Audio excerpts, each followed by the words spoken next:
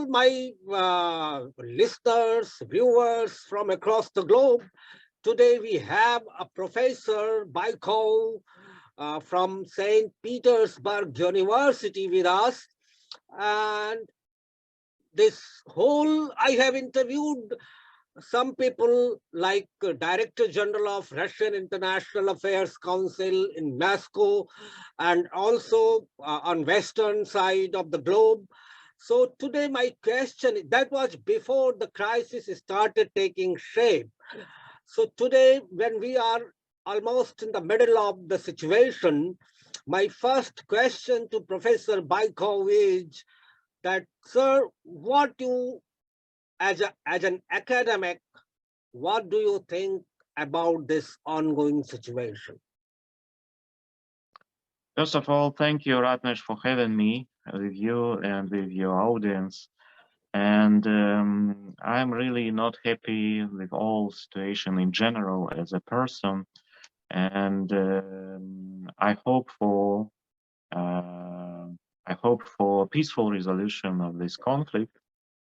But if you ask me as a person, but if you ask me as a professor, as a political scientist, I would say that this conflict has a long history in the history of Soviet Russia and before in Imperial Russia.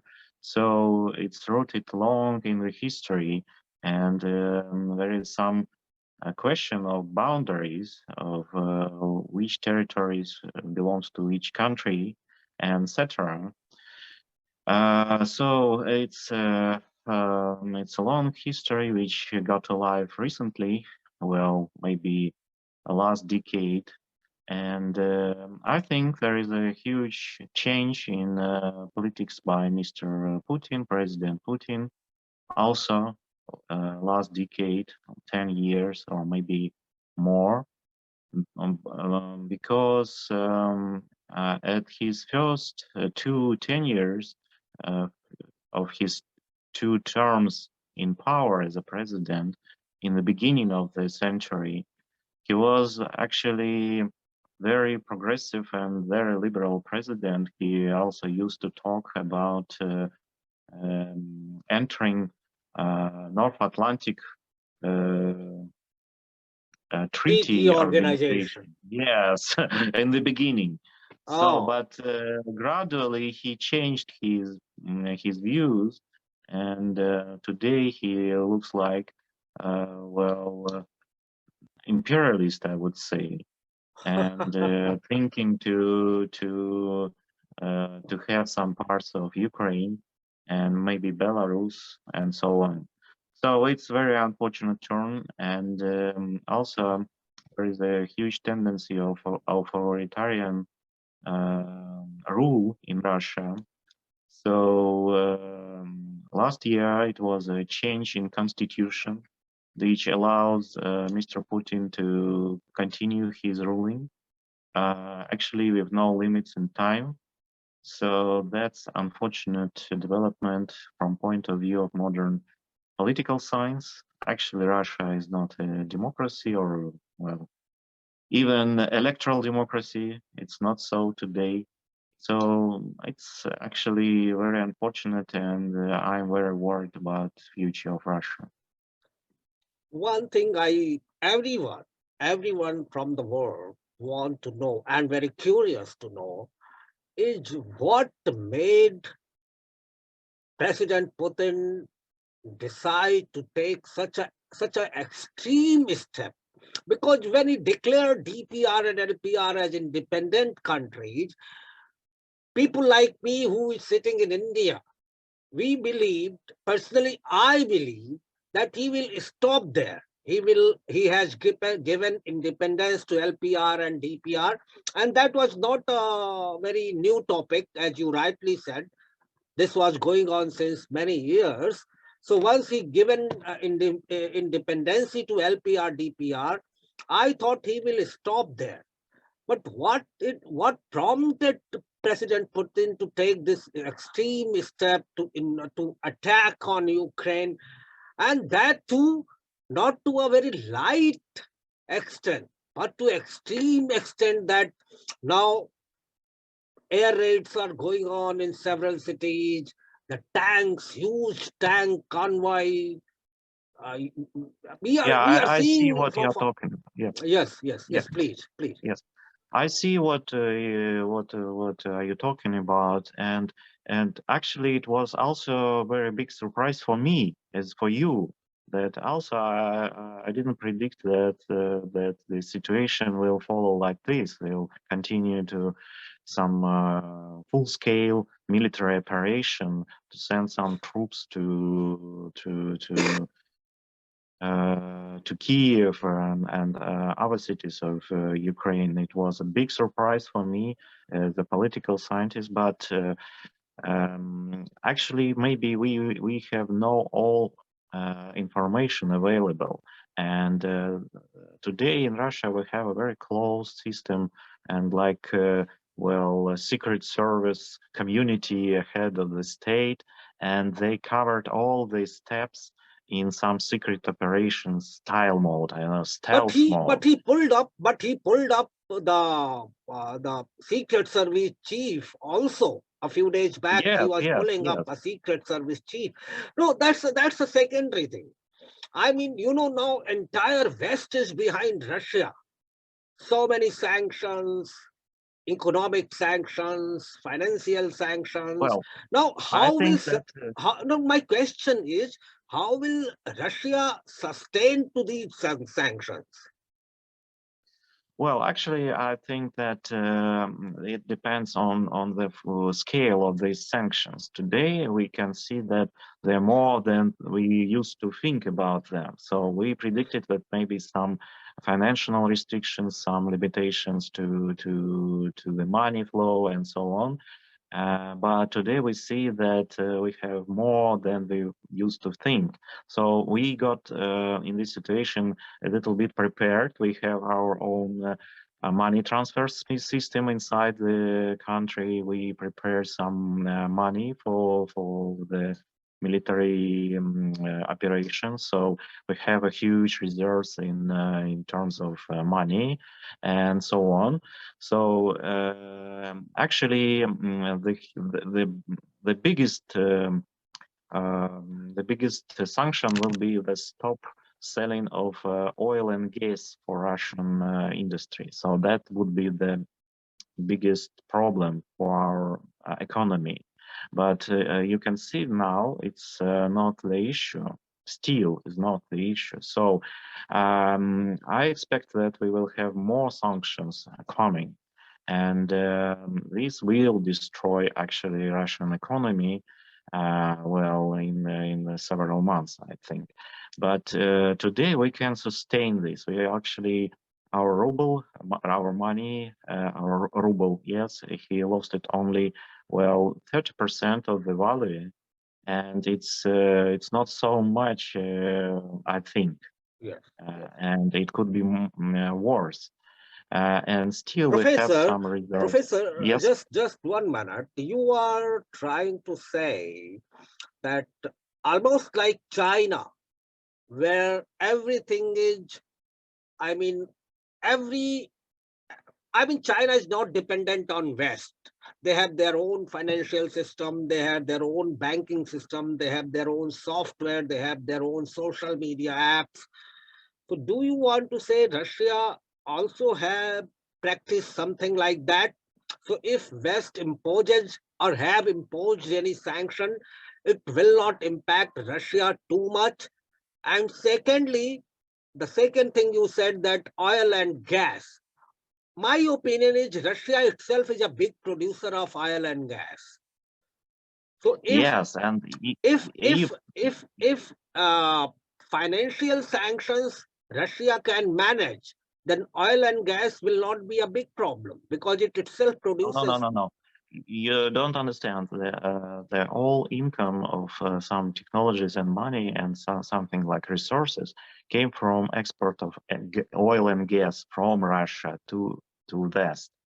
So we are highly dependent on this money flow from West, Oh, selling our gas and oil, and it's embargo. I don't know how to call it in English. So we mostly afraid of embargo. oh, I see. Not, Okay, okay, got yeah, you. you see my point, yes. Yes. And maybe not we, not Russians, but the state, yes, and Mr. Putin. So it's a crucial point of our economical system. So if we will not be able to sell our oil and gas, that will be a big fiasco. And actually our economic will collapse in that case. Not So you now, not fear, yet. Yeah, Professor, yes. you fear It could that be due to possible, this yes. ongoing war, Russian economy may collapse in coming years. Yes, yes, yes. Okay. So, That's I think it's very unfortunate development, and I think I hope that will not the case in hand. It will not happen in finally this embargo and full-scale war and so on. But I also didn't expect the military operation on mainland Ukraine cities. So you are a political maybe I'm wrong scientist. also. Okay. You are a political scientist. You teach at a top university, not only in Russia. St Petersburg University is a top university if we take world parameter, global parameter. Professor, tell me one thing. What Russia aims to gain, what Russia or President Putin aims to gain from this military operation? If I use the term which Vladimir Putin is using, he's not calling it war, but he's calling it military operation. So what he is aiming to gain from this military operation?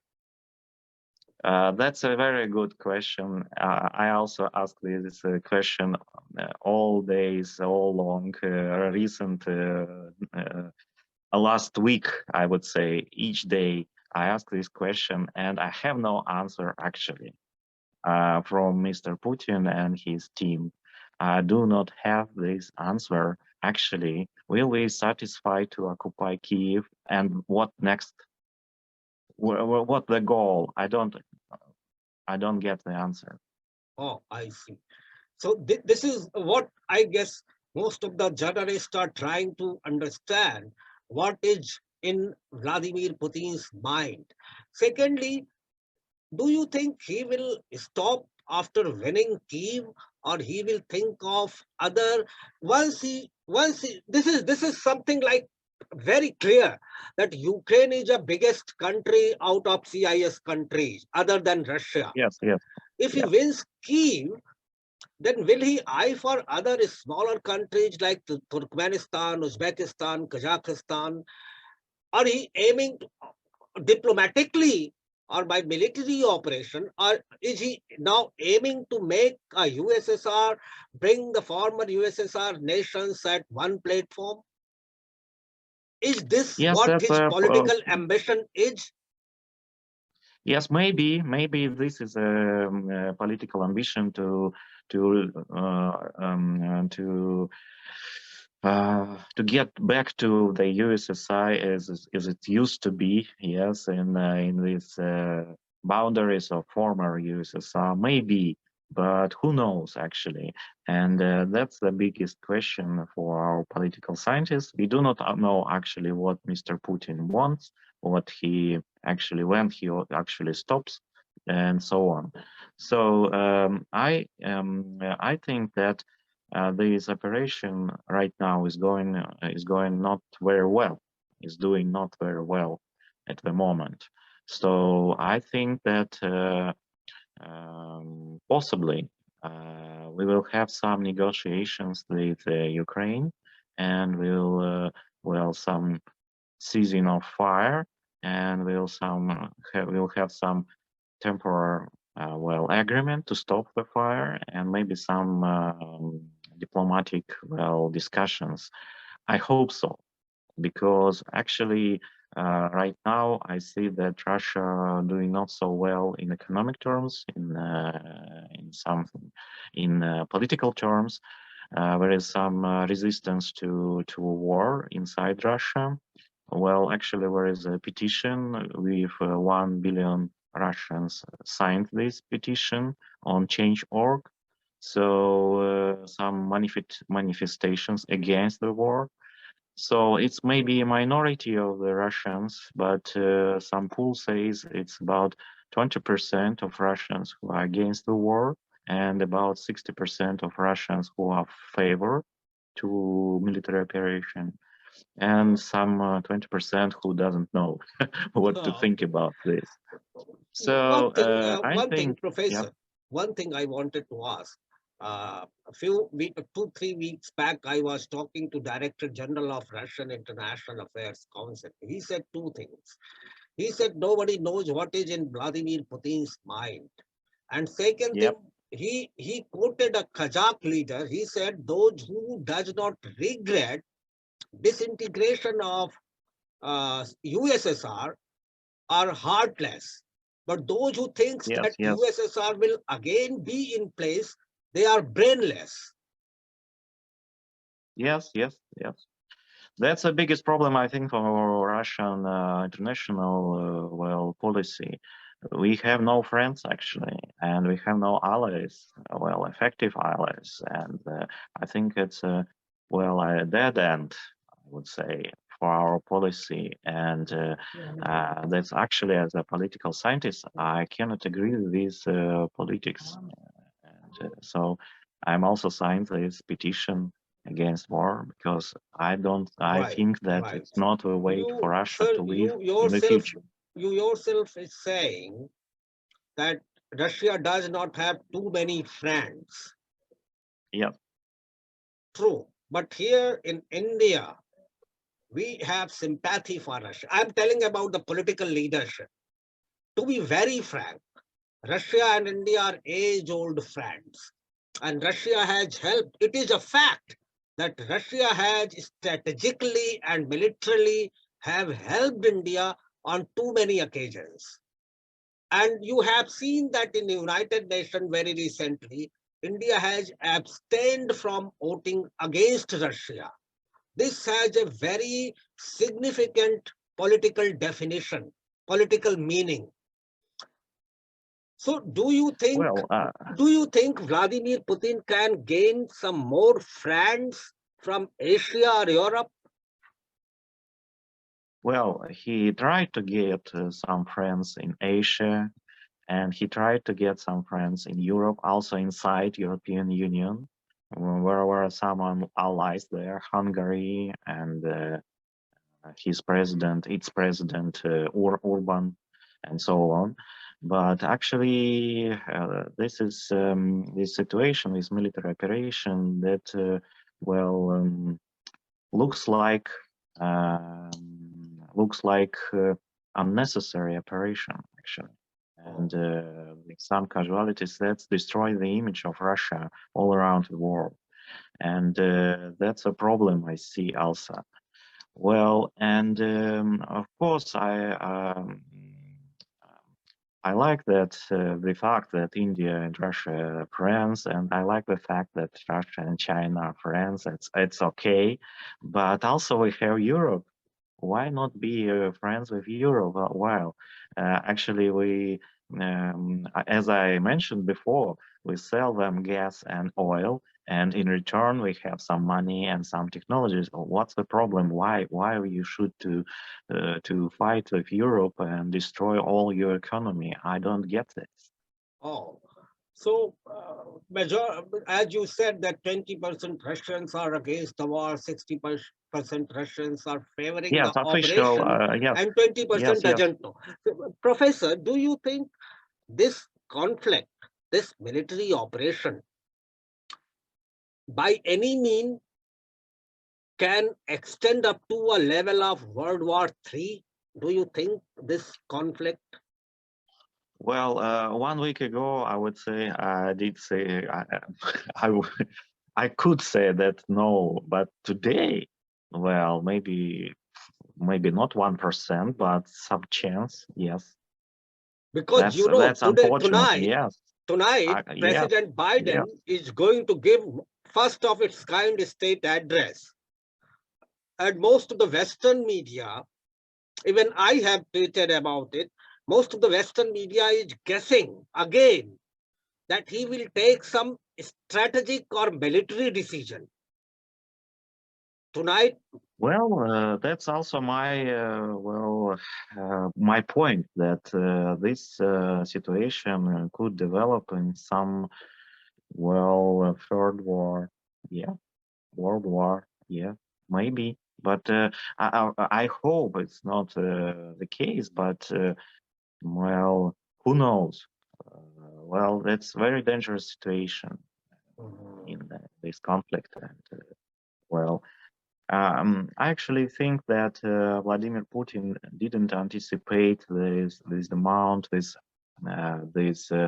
level of sanctions and this level of public opinion outrage in Europe and in United States, but especially in Europe, because now public opinion in European countries wants more sanctions toward Russia, and they demanding more sanctions, and that's why we have this situation with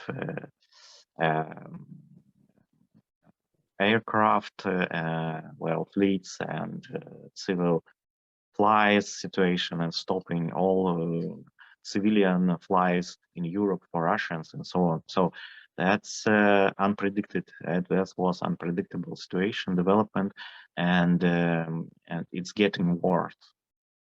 you see, sir, one thing, when Vladimir Putin gave independence to DPR and LPR through a decree, he was still a hero. But now, with public opinion going against him, he's turning out to be a villain. No. The public opinion supports him. It's 60% supporting him. So 60%. But what about the rest of the Europe? What about the rest of the Europe? Well, I'm afraid that Mr. Putin doesn't care about. Oh, I see. Okay. Europe. Yeah. Okay. Actually, several years ago, Mr. Lavrov, he's the Minister of Foreign Affairs in Russia, he said, okay, it's no time, we do not spend money on improving image of Russia because it's useless. So it's like it's useless to improve image of Russia. So let's do not spend money for that.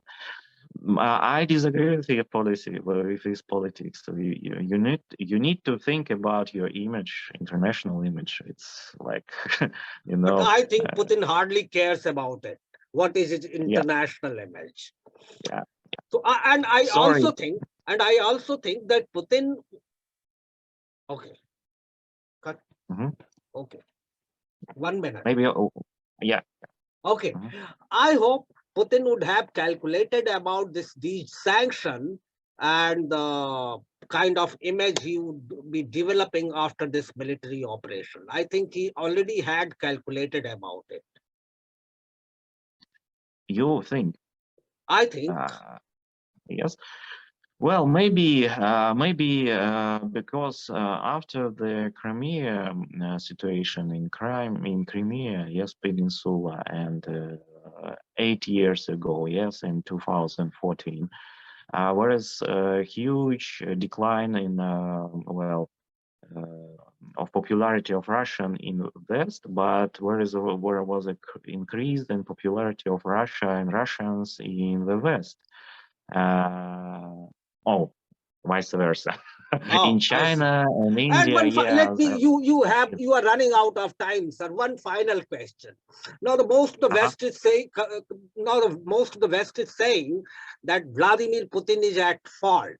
But by any chance, people like me also holds Joe Biden and West responsible for this kind of situation, because Putin was asking for security of Moscow, and they did not give security guarantee.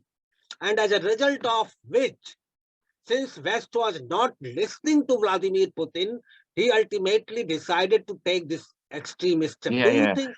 I see your point, Ratnesh. Maybe I would agree with you partially. Yes, when you have a military coalition like NATO, yes, you need to, well, have some agreements with other players and consider their interests in the field of security. Yes, I would agree with you. Yes, absolutely. Oh, oh, But you know, I think personally that President Putin used this international situation to secure his personal power in power. You see my point. So he yes, has yes. he served as a president 23 years long. Yes, he have a huge period of time to handle this situation. Why didn't he start these negotiations earlier? 10 years ago, 15 years ago? Why did he start 5 days ago Oh, with some oh, I military got operation? You it. see my Got it. point? Yes, Oh, yes. yes. So I see that this situation today differs significantly from Ukraine, from the situation with Crimea and well, 8 years ago. And in that time, he got a popularity like 87% supporting this situation 10 years ago, yes, Oh, I see. 80. Okay, But today, not so many, because it's like the same scenario to to improve your public image and get elected another time. So I think that there is a domestic reason for this military operation also okay. With for this President note, Putin. with this note, Professor Baikov from St. Petersburg University, which is one of the best universities. I thank you personally very much for taking some time out to tell the world what is a balanced approach about ongoing military operation in the words of Vladimir Putin inside Ukraine. I hope it will clarify many points for my viewers. Thank you, sir. Thank you very much. Thank you, Ratnesh, for having me.